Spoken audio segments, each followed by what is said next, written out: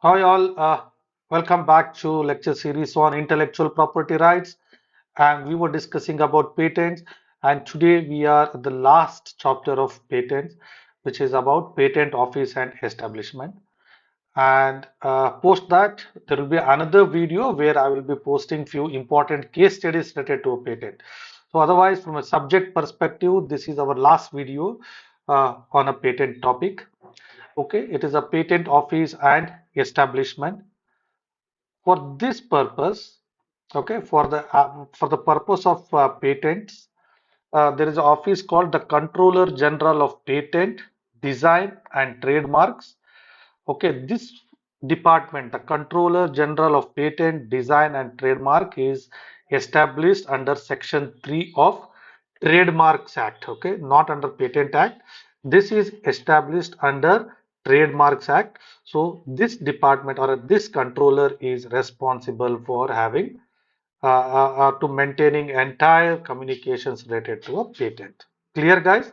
The Controller General of Patents, Designs and Trademark, which is established as per Section 3 of Trademark Act, is a controller for patents also. Okay. For this purpose, there should be a designated patent office, and this office will be notified by central government in the official gazettes. So what is patent office and where it is located, everything will be informed by central government in a official gazette. Let's see where exactly the patent office is. So we discussed the Controller General of Patent, Design and Trademark is all one person, which is designed, which is created as per Trademark Act. Okay, the office of this Controller General of Patents, Design and Trademark is located at Mumbai. And so under this controller, there will be three transactions, right? One is patent, design, and trademark. So the head office of patent office is at Kolkata. For us, for this chapter on a patent side, the head office of patent is in Kolkata. Okay, and branch offices are located in branch offices are located at Chennai, New Delhi, and Mumbai. So patent office, head office is in Kolkata, branch offices are in Chennai, New Delhi, and Mumbai. The same way for a trademarks registry, it is in Mumbai is the head office, and its branches are located in Kolkata, Chennai, Ahmedabad, and New Delhi. The design office is located at Kolkata as a head office. Okay. The Office of the Patent Information System and National Institute of Intellectual uh, Property Management is at Nagpur. In Nagpur, there is a complete information system office for a patent and also National Institute of Intellectual Property Management, which is a training wing of a patent, is in Nagpur. Okay, so this is all about patent office and the patent controllers. So patent controllers will be appointed under Trademarks Act, and he is a controller for all patents, designs and trademarks also. And his office is located in Mumbai, but patent office, head office is located in Kolkata. Branches are in Chennai, New Delhi and Mumbai. And institutions like Patent Information System and National Institute of Intellectual Property Management, which is a training wing, these are located at Nagpur. Let's briefly see before we conclude this what are the powers of Controller General. Controller General is having five major powers here. The first one is civil code power as per civil code powers as per CPC, Civil Procedure Code, and power to correct the clerical errors, powers to provide evidence, discretionary powers, and then power to extend the time. What are civil code powers of controller? Very straightforward, guys. You people have gone through a civil procedure code and you have gone through powers of many administrator where they will be having similar powers of a civil courts. What are those? They can summon someone, summoning and enforcing the attendance of any person and examining him on oath. So same way the civil court can do this, the same way controller can also do it. He can ask someone to come to the office and he can examine him on oath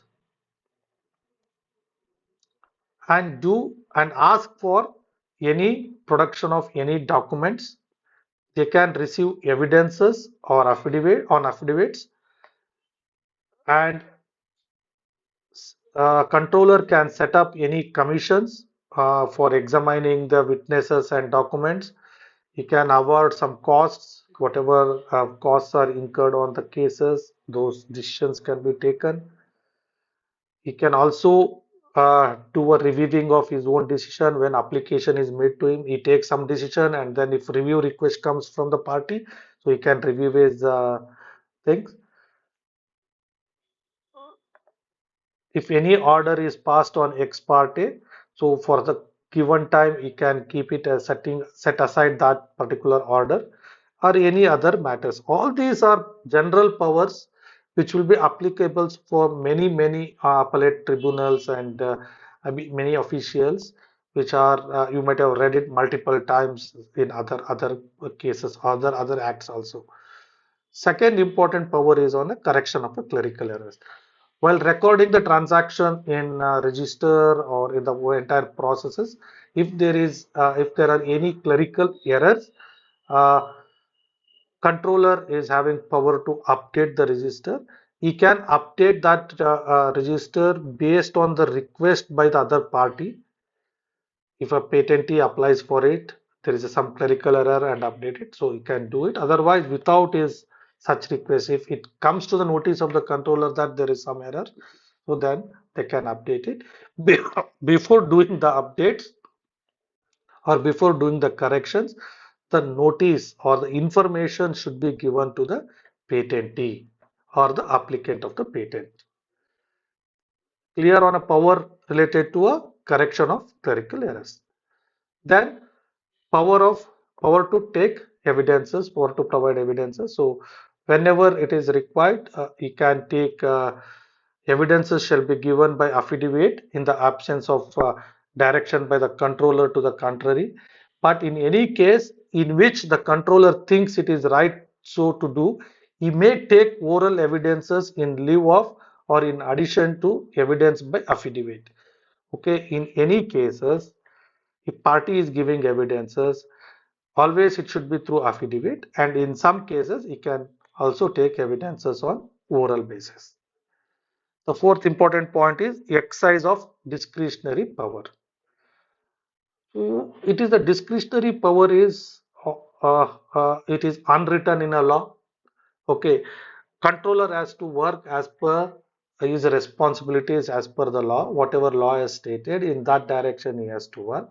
But while executing his work, he can make some decisions which are related to his work, which is not stated in law. It is allowed. So discretionary powers, every authorities will be having it. So small things which are relevant for his regular work, so he can take decisions on those. Finally, power to extend the time, where under the provision of this act or the rules made thereunder, the controller may extend the time for doing any act. If an act has given a timeline that within 30 days certain act things to be done, but controller may extend that timing. So these all are powers of controller. So he will be having a power similar to a civil court for summoning people, for affidavit, evidences, other things. Second, power to correct clerical errors, power to provide evidence, exercise of discretionary powers based on the needs, and then power to extend the time.